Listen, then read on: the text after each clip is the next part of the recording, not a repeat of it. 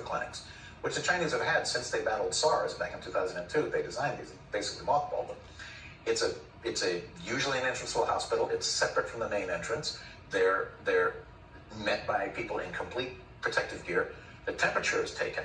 They're asked quickly what their symptoms are, whether they've been exposed, how they've been exposed. They get a quick white blood cell count, which takes about half an hour to see whether or not they have bacterial pneumonia. It doesn't tell you what the bacteria is, but it tells you whether or not you've likely got that. They get a quick flu test to see if they have flu. If you've got one of those, maybe you can be excluded and go home. You're something else. But if you don't have either one of those, then you're given a CT scan. CT scans in this country take half an hour to an hour, and they're extremely expensive things. There they have portable CT scanners. They have pushed people through those things at the rate of 200 a day. A couple of slices of the lungs, and that's all, to see whether or not there are these ground glass opacities in both lungs that are a pretty good indication of this.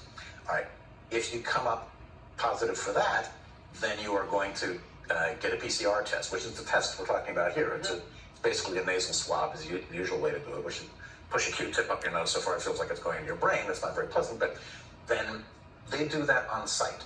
They've gotten it down to 4 hours. There's no sending it off to the state health department. So you sit and wait for it to come back. And you sit and wait. You are told, sit, a couple of yards apart from everybody else. People sitting there, it was described to me, they're sitting there with their pink envelopes with their CT scans inside them, and they're afraid of each other because they all know that they might be, they might be sitting next to somebody who's got the virus.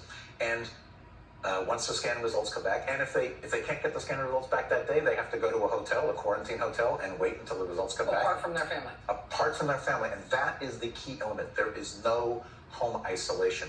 There is not home quarantine. 75 to 80% of the transmission in China was in family clusters.